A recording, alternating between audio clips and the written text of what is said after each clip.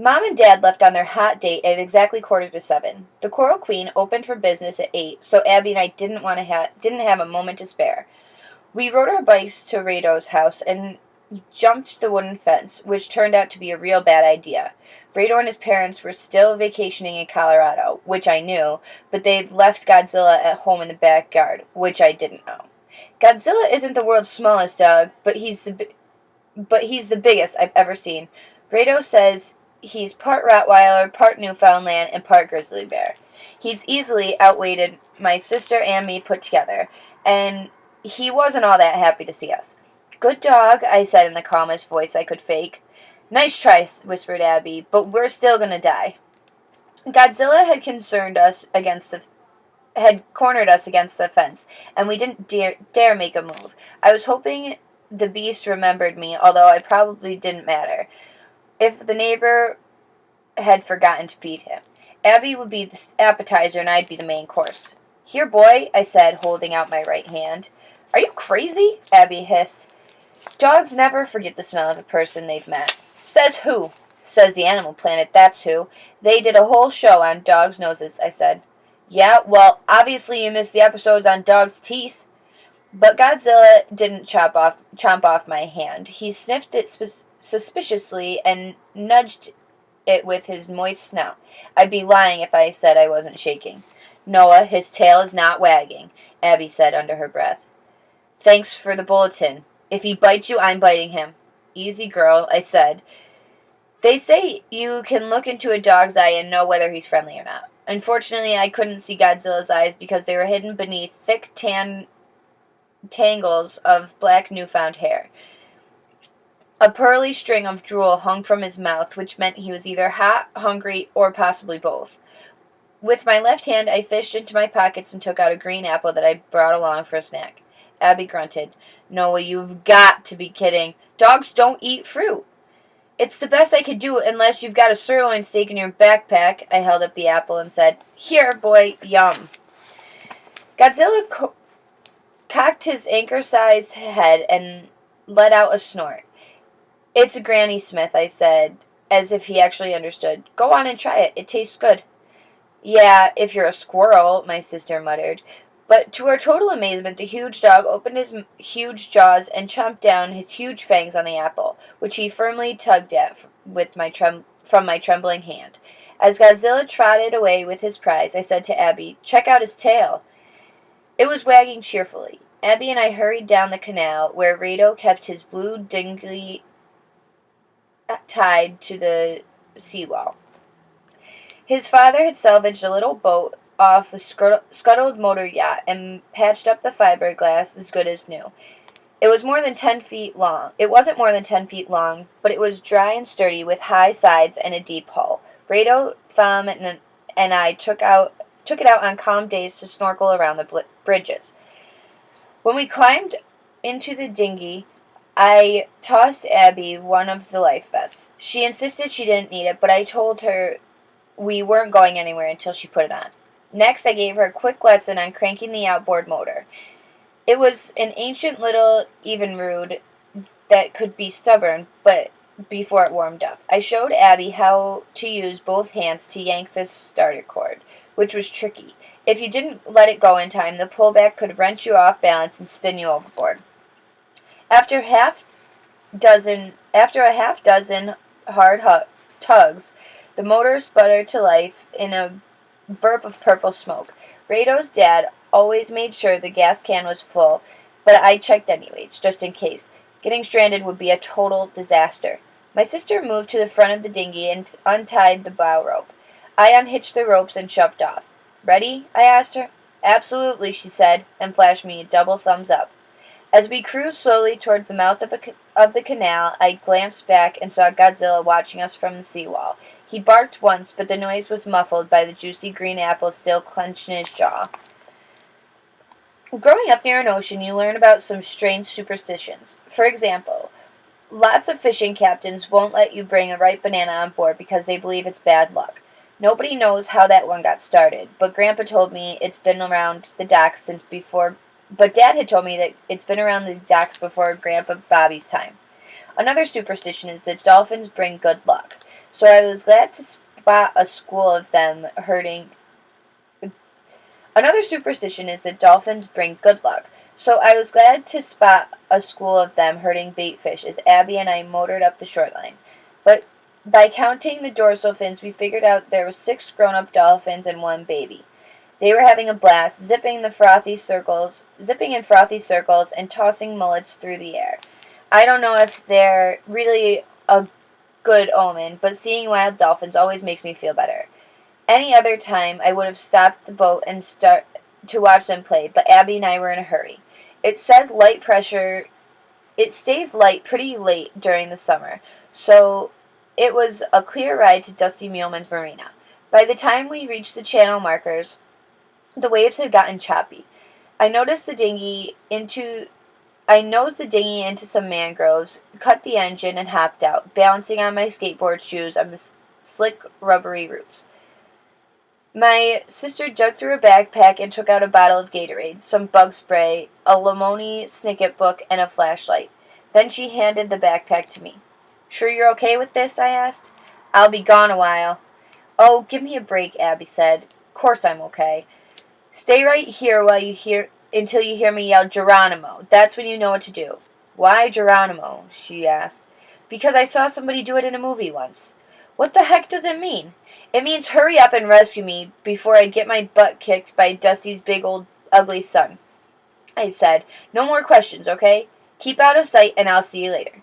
As I began working my way towards the dock, I heard Abby call out, "Be careful, Noah!"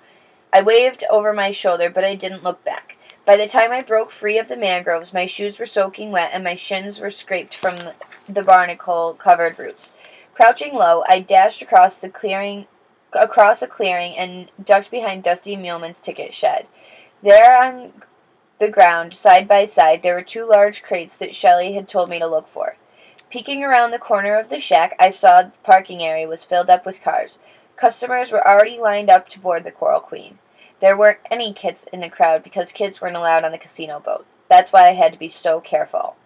Using the sharp edge of a rock, I pried the lid off the first wooden grate. It was full of liquor bottles, rum from Haiti according to the labels.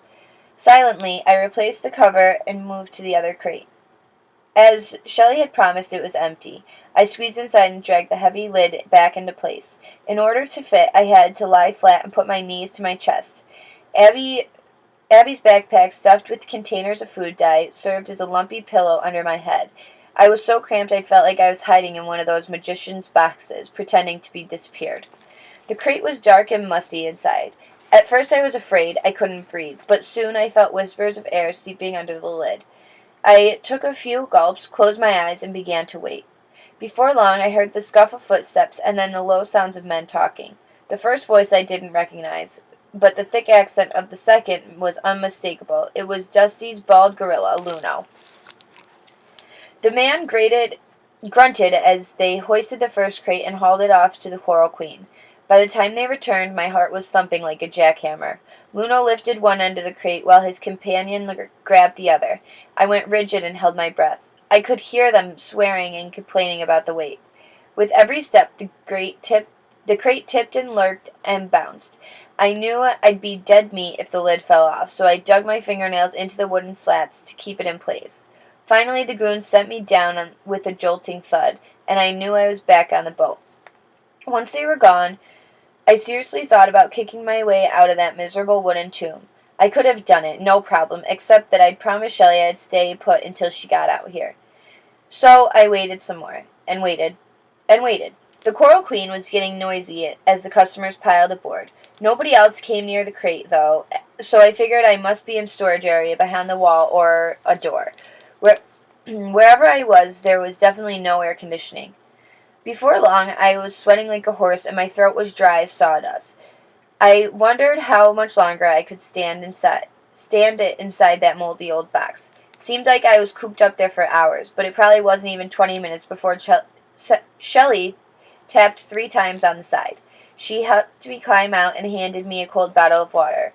Nothing in my whole life had ever tasted so good. I hugged her, tangerine perfume and all. That's how grateful I was. She put a finger to her lips and motioned for me to follow. It was impossible not to notice that she was wearing those wild fishnet stockings and trippy high-heeled shoes that made her about 5 inches taller than normal. She led me along the dim corridor that opened onto one of the busy casino decks. The noise hit me like a roar, the slot machines clanging, people laughing and hooting, some lame calypso band mangling to a Jimmy Buffett song. "There it is, Noah." Shelley pointed to the door. On it hung a hand-carved sign that spelled out the word mermaids. "Don't move," she told me, and promptly disappeared into the stall. Seconds later, the door cracked open, and Shelley's blonde head popped out. She looked around warily and signaled for me to come join her. Inside the ladies' restroom. So I did. The two of us could barely fit. "Where's the stuff?" she whispered. I patted Abby's backpack. The day before, Shelley and I had divided the stash of food coloring. 17 bottles for me, 17 for her. "You got the sign?" I asked. She smiled and held it up for me. A square piece of cardboard on which she had printed a cup in capital letters with jet black marker, out of order. "Guaranteed privacy," she assured me. "But what about you?" I was worried that she wouldn't have a safe place to flush her supply of dye. "There's another mermaid's John up front. I'll use that one for my potty breaks." "But what if somebody's already in there?" I asked. "Then I'll crash in the mermen's." "The men's room? You serious?" Shelley shrugged. "Who's going to stop me?" She had a point. "I gotta get back to the bar," she said. "Billy Babcock's waiting on me, all moony-eyed. Poor sap, thinks he's in love." She gave my shoulder a friendly tweak. "Good luck, young Underwood." "You too, Shelley." I locked the door the instant it closed. As soon as I heard her tack up the out-of-order sign, I unzipped Abby's backpack and removed the dye bottles. The head of the boat is basically a glorified closet with barely enough room to sit and do your business. This one smelled like a mixture of stale beer, Clorox bleach, and Shelley's fruity perfume, but it was still less obnoxious than most public commodities. And as uncomfortable as it was way better than being sealed up inside a liquor crate. For the moment I had wondered what my father would have thought if he saw me in there, locked up in the mermaid's head of the Coral Queen. The parent part of him would have been mad at me for sneaking aboard, while the nature-loving part of him would have been proud of me for trying to nail Dusty Muleman. Knowing Dad, he would have had one firm piece of advice: don't get caught. When I opened the first bottle of food coloring, I saw that Shelley was right. The gel oozed out like molasses. Carefully, I squeezed the plastic container until every gooey purple drop landed in the toilet hole. Then I gave a good hard flush to make sure the dye went down the way it was supposed to go. Shelley had warned me that the stuff could get gummy pretty quick, so I stuck it in the plumbing pipes. Our plan would be ruined. There was only one way to check it out. I knelt down, pinched my nose, and peeled in the nasty depths of the head. Not a speck of fuchsia could be seen. So far, so good. One bottle down, 16 to go. Time passes incredibly slowly when you're trapped in a restroom. Whenever I got ready for a break, people would stop and loud gasps outside the door, talking, laughing, singing along to the music. I was dying to get out of there, but I had to be patient. I had to wait for a lull. I kept thinking about Abby alone in Rado's dinghy, reading her book with the flashlight. Even though there was no dangerous wild animals in the mangroves, I was afraid she might get spooked by some of the freaky night noises. If you'd never heard two raccoons fighting before, you'd swear it was a chainsaw massacre. When I wasn't worrying about my sister, I was thinking about what else was happening on board the Coral Queen. With so much partying, the other toilets were probably getting flushed nonstop. If Dusty Muleman pulled his usual trick, all that raw waste would be streaming out of the basin later. It made me mad, which was good. I needed to stay mad in order to do what I had to do. Every 2 or 3 minutes, I looked at my watch, wondering why the hands weren't moving faster. Mom and Dad were probably still at dinner. Afterward, they were supposed to go to a late movie in Tavernier. That meant they wouldn't be home until around 12:30, so Abby and I had back to the house in bed by then. The Coral Queen closed at midnight. If I waited until then to slip away, we'd have less than 30 minutes to run the dinghy back to Rado's dock, grab our bikes, and race home.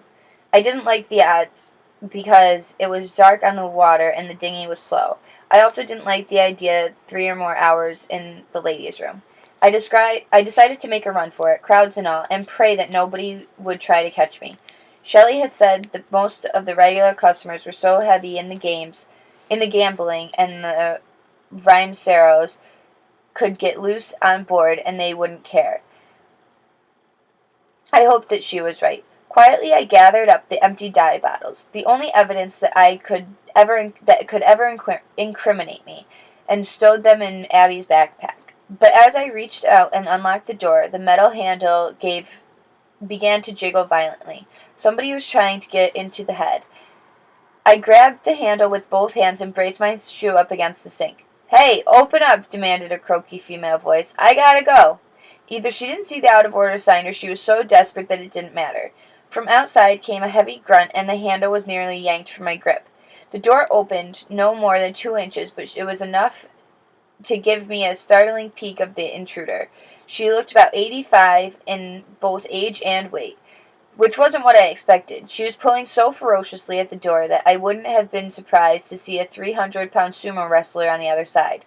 "You open up right this second," the old woman squawked. "I gotta go now." She wore a shiny copper-colored wig that fit like a helmet. Her face was caked with powdery makeup, and her sparkly fake eyelashes were longer than a camel's. A cigarette dangled from a pair of fish lips that were puffy and painted the color of sliced mangoes. "Can't you read the sign?" I asked through the crack. "What sign, Einstein?" That's what I spotted, the piece of cardboard between her feet on the scuffed floor. Shelley's tack must have come loose. "Hey, you're not even a mermaid," the old woman snapped, spitting her cigarette. "Get out of that bathroom before I call security." It took all my strength to pull the door shut. "You little sicko." She let the string of cuss words that would have put my Grandma Janet into cardiac arrest. "Go away," I pleaded. "This is an emergency."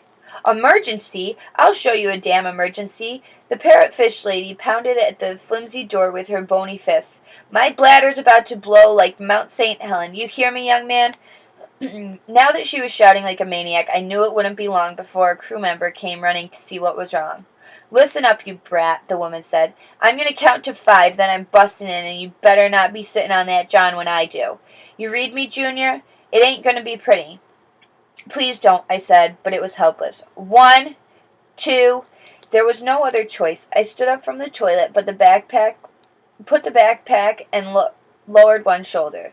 When the nasty old buzzard barked 5, I crashed out the door, ducking under her flailing, twig-sized arms, and took off running. Nobody would have paid much attention if she hadn't started shrieking, "Catch him! Catch him! Catch that rotten little pervert!" Luckily, I'm pretty fast and not real tall, so I was able to dodge and weave through the legs of the gamblers. A few of them glanced up, and 1 or 2 of them made a lame grab for my shirt. Fortunately, most of them had been celebrating hard and were in no condition to chase after me. Shelley's eyes got wide as saucers when I flew up past the bar. A blurry, leathery-faced man who I assumed was Billy Babcock spun on his stool and exclaimed, "Is that a kid on the boat?" I headed topside. An angry yell rose from behind me, and I turned to see 2 humongous guys in hot pursuit. They looked seriously ticked off. Each wore a tight red T-shirt with the words "Event Staff" silk-screened across the front. Shelley had warned me about them, the bouncers. They bellowed me to stop, but that wasn't going to happen. I scampered to the upper deck and ran straight for the bow. Reflected below in the glassy basin were twinkling Christmassy lights of the Coral Queen. It was a long way down to water, longer than I imagined. "Game's over," a voice said. I turned to face the bouncer. 400-odd pounds of meat and muscle, panting from the chase. They wore cocky grins that thought they had me cornered, but they were wrong. One of them beckoned with a beefy finger. "Let's go, boy." I kicked off my shoes and stuffed them into Abby's backpack. The other one spoke up. Chill out, shrimp. Don't try anything stupid. After that shrimp remark, I couldn't resist messing with them. If I fall overboard and drown, I said, you guys are in deep trouble. Yeah, right. My mom and dad'll sue Mr. Muleman for every cent he's got, and you'd better watch it. The bouncers looked at each other, and their smiles faded. While they huddled to discuss their next move, I ducked under the railing and edged into position. I purposely didn't look down again. One of the goons took a step towards me. What do you think you're doing? You're nuts, he asked. Then They were getting ready to rush me, I could tell. Move away from there, ordered the other bouncer, also moving forward. You're going to break your fool neck. I wasn't planning on it, I said. Something like panic showed in their pudgy, squinting faces. They figured they'd lose their job, or worse, if they let something bad happen to me. One of the men whipped out their walkie-talkie and held it up close to their mouth. Luno, better come check this out. Yeah, tell him to hurry, the other man said. That kid's a real space case. It was definitely time to go. The bouncers reached out and lunged, but I was already in the air, falling sweetly to freedom. Or so I told myself as I hollered, Geronimo!